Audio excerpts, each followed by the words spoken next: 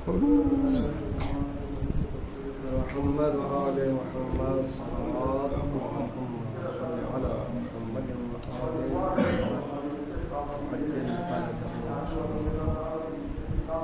اعوذ باللہ من الشیطان الرجیم. بسم اللہ الرحمن الرحیم. الحمد للہ رب العالمین. الصلاۃ والسلام علی سید الانبیاء والمرسلین خاتم النبیین جد الحسن والحسین ابی القاسم مصطفیٰ محمد اللہم صل علی محمد وآل بیت الطیبین الطاہرین المعصومین المؤمنین ولعنۃ اللہ علی اعدائہم اجمعین. اما بعد فقد قال الامام السجاد علیہ السلام بسم اللہ الرحمن الرحیم. ثلاث منجیات للمؤمن کف لسانہ عن الناس واغتیابہم واشغالہ نفسہ بما ينفع لآخرتہ ودنیا وطول البقاء علی خطیئتہ صلوات محمد. عزیزان گرامی، سوگواران امام حسین،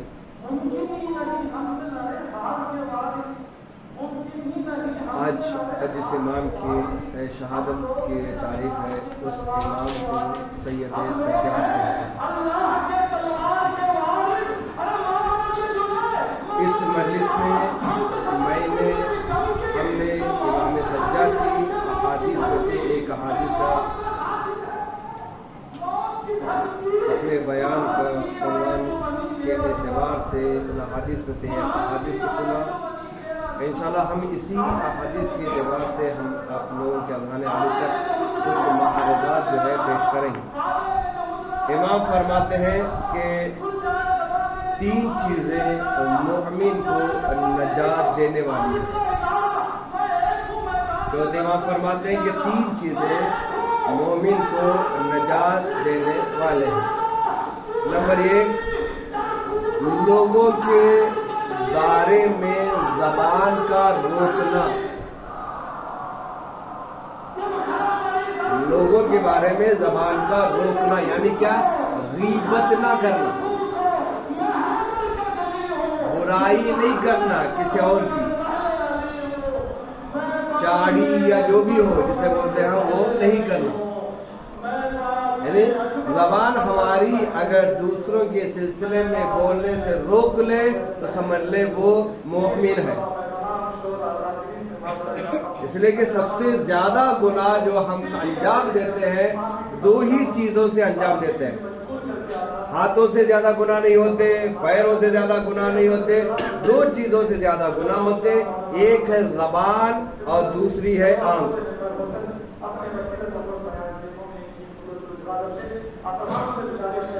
زبان سے کسی کی غیبت کرنا یا جہاں پر حق بولنا چاہیے وہاں پر نہیں بولنا، یہ بہت سارے گناہ ہیں. اسی طریقے سے آنکھ کے گناہ کیا ہے؟ گناہ ہوتے ہوئے دیکھ کر خاموش رہنا.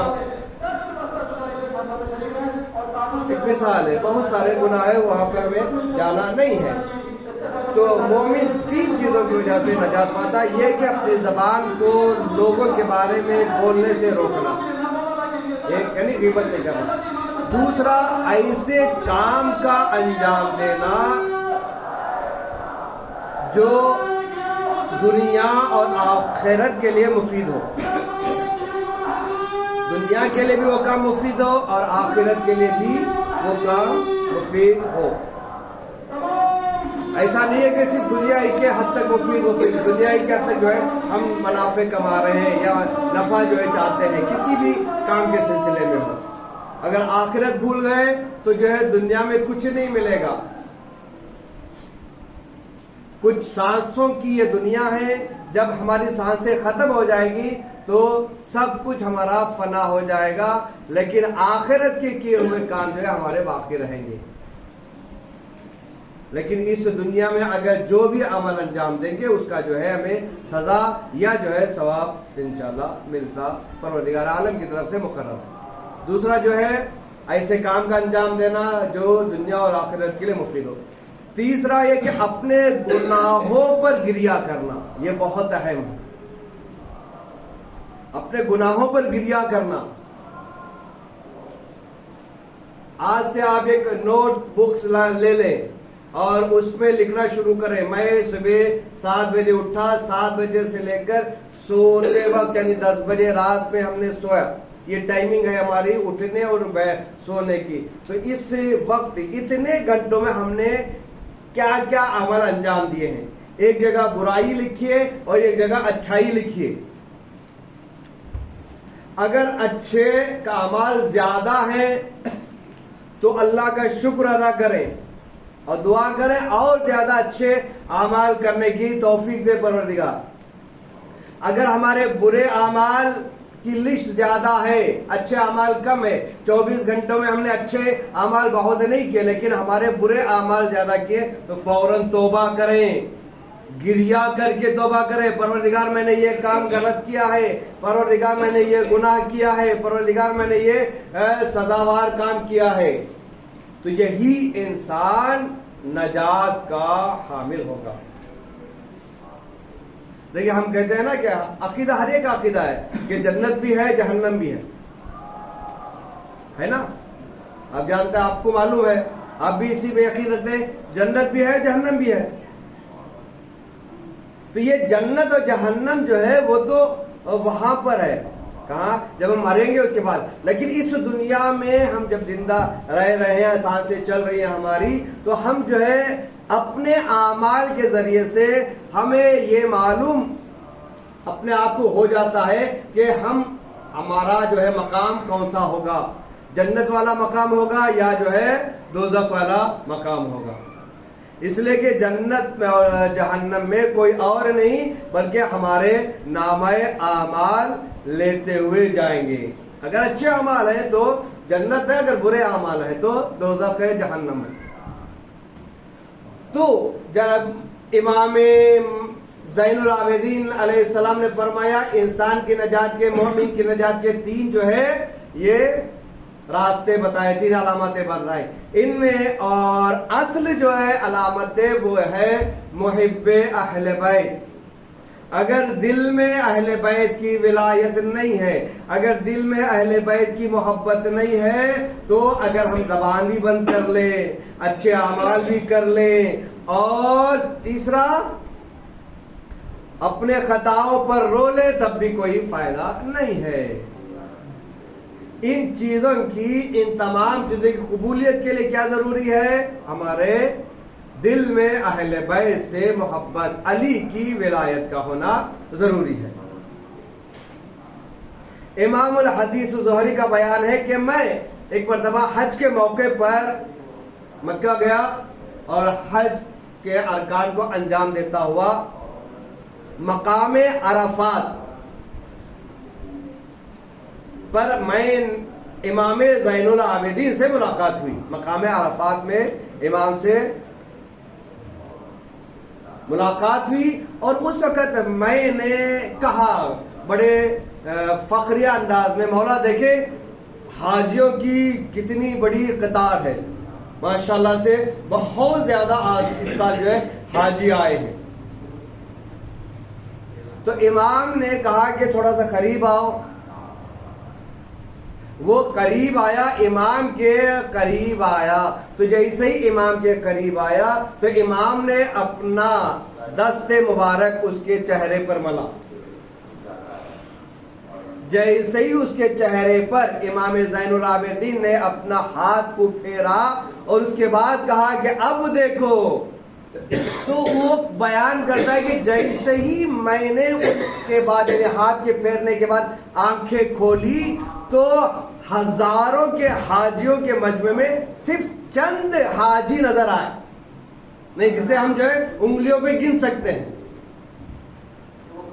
اور جو دوسرے حاجی طواف کر رہے ہیں، کوئی کتے کی صورت میں ہے، کوئی بلی کی صورت میں ہے، کوئی کسی اور جانور کی صورت میں ہے. اللہ اکبر. جیسے ہی یہ میں دیکھا تو ایک دم گھبرا گیا اور جو ہے راشے آ گئے, آٹے آ گئے ہاتھ پیروں میں. تو ایک مرتبہ امام سے ہاتھ جوڑ کر فرمایا, مولا یہ کیا ہے؟ حاجی خانہ کعبہ کا حج کرنے کے لیے آئے ہیں, لیکن میں دیکھ رہا ہوں کہ صرف چند لوگ جو ہے حاجی کا حج کر رہے ہیں, باقی سب جو ہے جانوروں کی شکل میں کہیں ادھر دوڑ رہے ہیں, کہیں ادھر دوڑ رہے ہیں, کہیں ادھر دوڑ رہے ہیں. تو امام نے فرمایا حج کے قبولیت کے لیے ضروری ہے ولایت اہل بیت کا ہونا, میرے جد کی ولایت کا دل میں پایا جانا ہونا. اب جو تم دیکھ رہے ہو حاجی نظر آ رہے ہیں کچھ چند آدمی, تو یہی جو ہے اصلی محب اہل بیت ہے. اس کے علاوہ جو جتنے تم دیکھ رہے ہو وہ اصل محب اہل بیت نہیں ہے. یعنی امام بتانا چاہ رہے ہیں کہ وہ انسان کا حج قابل قبول نہیں ہوتا جس کے دل میں علی سے نفرت ہو, جس کے دل میں اہل بیت سے نفرت ہو. چاہے وہ جتنے حج کر لے, کعبے کے ساتھ وہ چکر لگا لے, لیکن وہ صرف چکر ہی چکر ہو جائے رہیں گے قابل قبول. لیکن کیا ہے, الحاج اس کے نام کے سامنے لکھا رہے گا ظاہر, لیکن وہ روحانی اعتبار سے اللہ اور اہل بیت کی نظر میں وہ حاجی نہیں بن سکتا. تو لہذا اعمال کی قبولیت کے لیے ولایت امیر المومنین, ولایت اہل بیت کا ہونا ضروری ہے. صلوات بر محمد و آل محمد. اور جس کے دل میں امام علیہ السلام کی ولادت ہوتی ہے, ولایت ہوتی ہے, ولایت کی محبت ہوتی ہے, تو اس کا ہر عمل امام کے سامنے رہتا ہے. ایک شخص بلخ ایک جگہ ہے, مرد بلخی یعنی بلخ بے رام ہے, بلخ ایک جگہ ہے, وہاں کا ایک امام کا چاہنے والا ہر سال حج کے لیے جاتا تھا. اب وہ جاتا تھا تو امام سے ملاقات کرتا تھا, امام چوتھے امام سے, اور جب وہ ملاقات کرتا تھا تو کچھ ہدیے پیش کرتا تھا. تو ایک مرتبہ پھر نکلا وہ حج کے لیے اور حج کیا, اور حج کرنے کے بعد امام کے گھر پہ گیا. گھر پہ جانے کے بعد امام کو کچھ ہدایت پیش کی, اس کے بعد اپنے گھر چلا آیا. پھر دوسرے سال پھر حج کے لیے نکلا. جب وہ حج کے لیے نکلا تو اس کی بیوی نے روک لیا, کہا کہ وہ کون سا امام ہے جسے ہر سال تم جب امام کے لیے حج کے لیے جاتے ہو تو امام کو تحفے دیتے ہو, تواحف لے کے دیتے ہو, ہدیہ دیتے ہو, لیکن وہ امام تمہارا کبھی پلٹ کر تمہیں ہدیہ نہیں دیا ہے, ریٹرن گفٹ نہیں دیا ہے. تو صحیح اس نے سنا اپنی بیوی کے زبان سے جملے, کہا کہ خبردار کچھ کہنا نہیں میرے امام کے بارے میں, ابھی جو تم کہہ رہی ہو میرا امام سن رہا ہوگا, میرا امام سن رہا ہوگا, خبردار کہنا نہیں.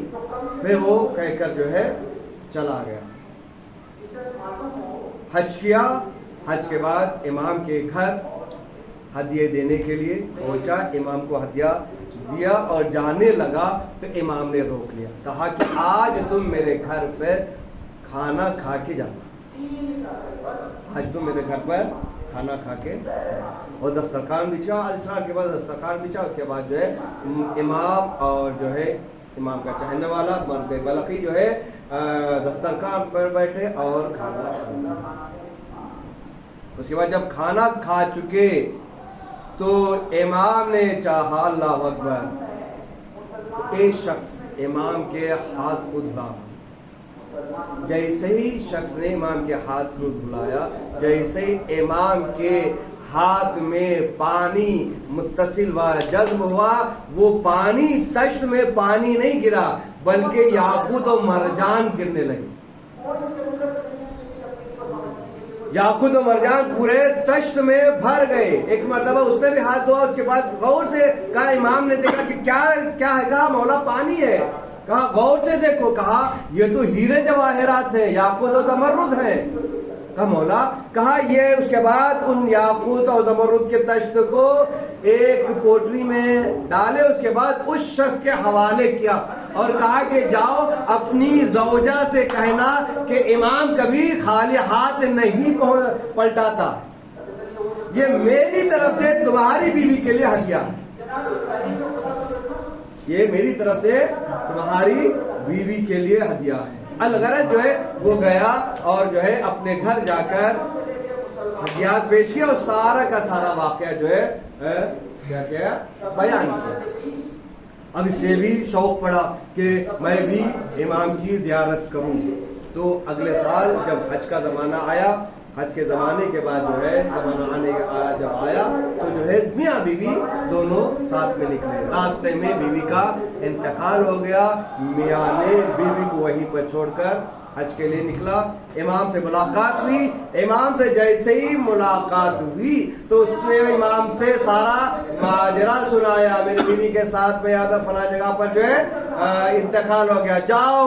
امام نے کہا جاؤ اپنی بیوی کے پاس۔ جیسے ہی وہ بیوی کے پاس ہے، مختصر کرتا ہوا دیکھا کہ بیوی زندہ ہے، ہاں دیکھا کہ بیوی زندہ ہے، مر گئی تھی، ملک الموت اس کی روح کو نکال کے لے گئے تھے۔ اس نے بیوی سے پوچھا کہ تم زندہ کیسے ہو گئے؟ کہا کہ ایک نوجوان نورانی شخص کا آیا، جب میری روح کو ملک الموت لے کر آسمان کی طرف جا رہے تھے تو اس نوجوان نے اپنے ہاتھ سے ملک الموت کو روکا، کہا کہ اس کی روح کو پلٹا دو، میں نے اسے 30 سال کی حیات دی۔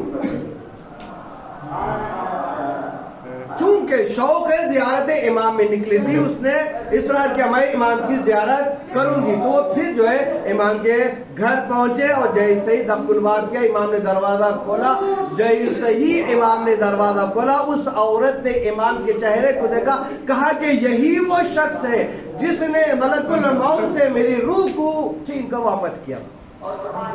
تو امام اس شخصیت کو کہتے ہیں، امام کا مقام اتنا بلند ہے کہ آئی ہوئی موت کو امام ٹال دیتا ہے، آئی ہوئی موت کو امام ٹال دیتا ہے۔ تو اگر ہم اس کے بارگاہ میں اس کے توسل سے اگر پروردگار عالم کے سامنے دعا اگر کریں تو کیا وہ ہماری دعا کو قبول نہیں کرے گا؟ یقیناً قبول کرے گا۔ عزیزان گرامی، امام چہرم کی شہادت ولادہ پوری جو ہے موضوع جو ہے ہمارا امام چہرم۔ چوتھے امام کے القاب بہت زیادہ ہیں، اس میں ایک یا دو لقب کو بیان کرتے ہوئے میں تقریر کو اپنے اس مجلس کو ربط مصائب کی طرف لے جاؤں۔ امام کے مشہور جو لقب ہے وہ ہے سید الساجدین، زین العابدین۔ امام کا لقب کیا ہے؟ زین العابدین، یعنی کیا اس کا معنی؟ عبادتوں کی زینت۔ اللہ، کسی معصوم کو یہ لقب نہیں ملا، کسی نبی کو یہ لقب نہیں ملا، لیکن میرے امام کو یہ لقب ملا۔ کس کی طرف سے ملا ہے؟ یہ رسول خدا کی طرف سے ملا ہے۔ کیسا ملا ہے؟ روایت میں ہے کہ ایک مرتبہ امام محو عبادت میں مصلی پر ہے، شیطان آیا امام کے عبادت میں خلل ڈالنے کے لیے، خشوع و خضوع میں خلل ڈالنے کے لیے۔ شیطان پہلے آ کر بری بری صورت لے کے ڈرانا چاہا، لیکن امام جو ہے کچھ بھی جو ہے رتی برابر بھی امام کی نماز میں فرق ہے۔ اس کے بعد شیطان نے اپنے جنس کو بدلا، پہلے مولوی کے داڑھی میں بڑی بڑی داڑھی کے شکل میں آیا، اس کے بعد شیطان نے اپنے آپ کو سانپ میں تبدیل کر دیا۔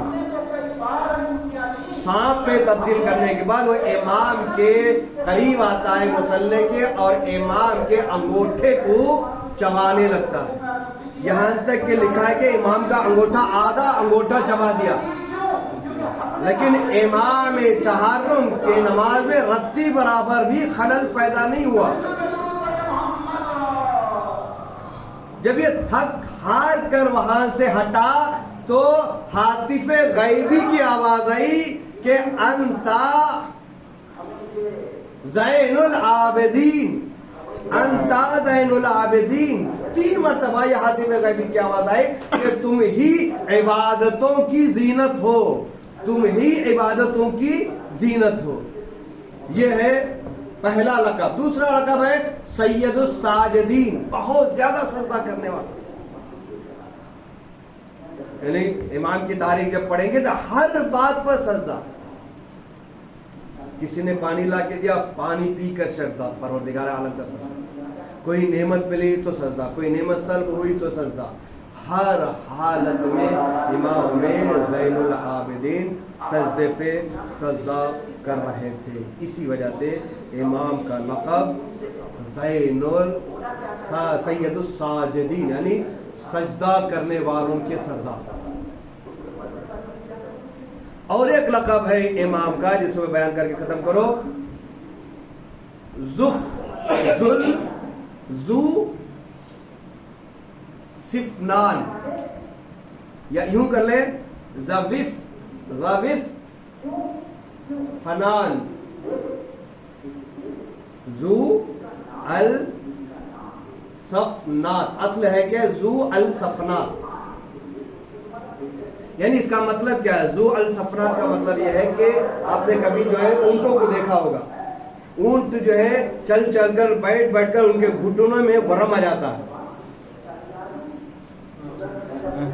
ورم آ جاتا ہے نا, اور اسے کاٹتے ہیں تاکہ زیادہ ورم زیادہ آ جاتا ہے تو اسے کاٹتے ہیں. تو ذو الصفنان کہتے ہیں ورم کو.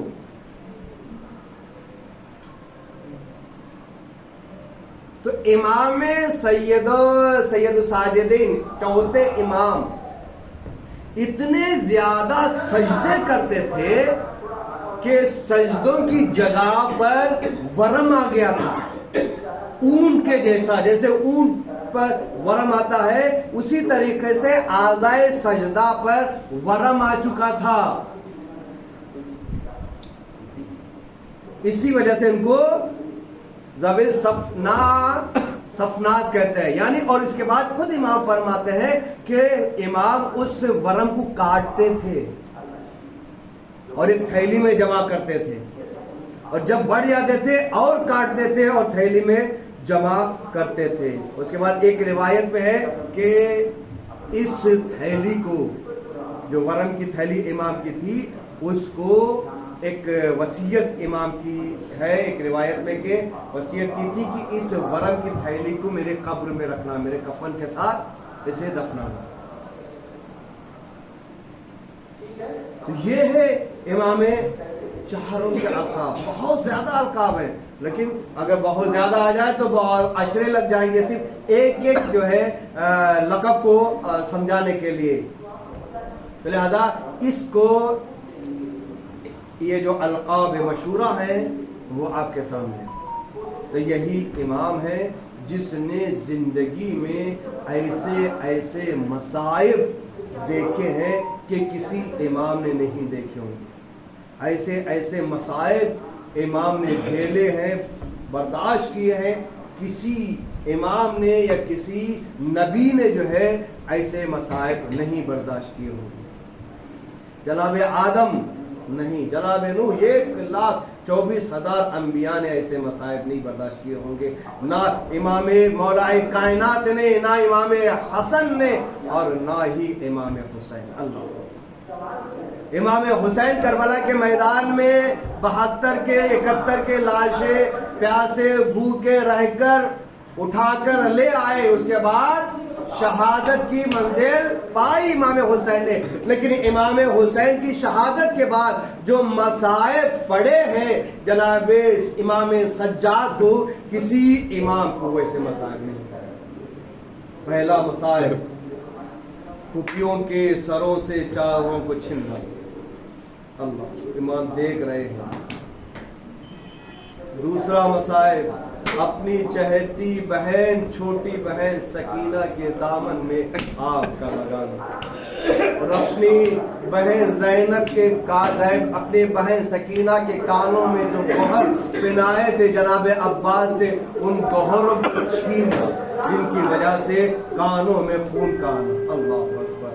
اور ایک نوجوان بیٹا، اس سے زیادہ مصائب کون سا ہے؟ ایک نوجوان بیٹا زندہ ہے اور اس کے باپ کا لاشا کربلا کے میدان میں بے گور و کفن پڑا۔ اللہ، اتنے تعزیے امام کے پشت پر لگے۔ اللہ اکبر۔ جب قولی کے ہاتھ سے امام حسین کا نیزہ زمین پر دسا تو شبر تعزیانہ لہرا کر امام سجاد کے پاس آیا اور کہا، اے سید سجاد، تمہیں معلوم ہے کہ تمہارے بابا کا سر آگے کیوں نہیں بڑھتا؟ امام نے ہاتھوں کے ہتھکڑیوں کو سنبھالتے ہوئے ہاتھوں کو جوڑ کر کہا، اے بابا، اللہ اکبر، اے بابا، اب میری پشت پر تعزیہ کھانے کی سکت نہیں ہے، قوت نہیں ہے، اتنے تعزیہ میرے پشت پر پڑے، اب کھانے کی طاقت نہیں ہے۔ اے بابا بتائیں اب آگے کیوں نہیں بڑھ رہے ہیں؟ کہا، میری بیٹی سکینہ قافلے سے جدا ہو گئی۔ جزاکم اللہ خیر ندا، کوئی غم نہ دے آپ کو سوائے مظلوم ہے۔ یہاں تک شام کے دربار میں جانا اور شام کے دربار میں جا کر اپنی پھوپھیوں کے ننگے سر کو دیکھنا۔ اللہ اکبر۔ ایک طرف پڑا ہوا ہے پورا مجمع ہے، یزید بیٹھا ہوا ہے، یزید کے ماننے والے بیٹھے ہیں، نجس نجاست رکھنے والے نجس بیٹھے ہوئے، اور دوسری طرف اطہار طاہرین بیٹھے ہوئے، وہ بھی کھلے سر۔ کیا کیا نہیں برداشت کیا۔ جناب امام سجاد نے قید خانے میں اپنی بہن، چھوٹی بہن جناب سکینہ کے لاش کو اپنے ہاتھوں پہ اٹھایا تھا اور زندان شام میں ہی دفنایا تھا۔ اور کتنے مسائل۔ اللہ اکبر۔ جزاکم اللہ خیر ندا، خدا آپ کو کوئی غم نہ دے سوائے مظلوم کربلا کے۔ جب یہ قافلہ رہا ہو کر کربلا سے ہوتا ہوا مدینہ پہنچا تو مدینے میں امام سجاد کی یہ حالت تھی کہ ہمیشہ اپنے باپ کو یاد کر کے رویا کرتے تھے۔ کسی نے سوال کیا، اے امام، شہادت تو آپ کی میراث ہے، آپ اتنا کیوں رو رہے ہیں؟ تو ایک مرتبہ امام نے فرمایا، اے شخص، تو صحیح کہہ رہا ہے، شہادت میری ہمارے یہ میراث ہے، لیکن ماں بہنوں کے ساسروں سے چادروں کا چھننا یہ ہماری میراث نہیں۔ جزاکم اللہ خیرن جزا۔ اور جب امام سجاد بازار سے جاتے تھے نا، بازار سے گزرتے تھے تو قصاب اپنے جانوروں کو چھپا دیا کرتے تھے۔ اللہ اکبر۔ اسی اثنا میں جناب امام سجاد بازار سے جا رہے تھے تو دیکھا کہ قصاب اپنے جانور کو ذبح کر رہا ہے۔ ایک مرتبہ قصاب کے پاس آئے اور کہا، اے قصاب، بتا تو جانور کو کیسے ذبح کرتا ہے؟ تو ایک مرتبہ قصاب نے کہا، اے مولا، سب سے پہلے میں پانی پلاتا ہوں، پانی پلانے کے بعد بہت زیادہ تیز چھری سے میں ذبح کرتا ہوں۔ یہ سنا کربلا کو رخ کیا، کہا، اے بابا، ارے یہاں جانور بھی ذبح کیے جاتے ہیں تو سب سے پہلے پانی پلا دیتے ہیں۔ ہائے میرا بابا، بھوکا وہ پیاسا۔ جزاکم اللہ خیر جزا، خدا آپ کو کوئی غم نہ دے سوائے مظلوم کربلا کے۔ ایک وقت وہ آیا کہ امام سجاد کی شہادت واقع ہوئی، امام سجاد کو غسل دیا اور کفن پہنایا گا۔ میں کہوں گا، اے مولا، بڑے خوش نصیب ہے، مصائب آپ پہ پڑے، آسمان ٹوٹنے مصائب پڑے، لیکن پھر بھی آپ بڑے خوش نصیب ہے۔ آپ کو کفن دیا گیا، آپ کو دفنایا گیا، آپ کو غسل دیا گیا، لیکن ذرا کربلا کے میدان میں آپ کے بابا بے گور و کفن جلتی ہوئی کربلا پر پڑے۔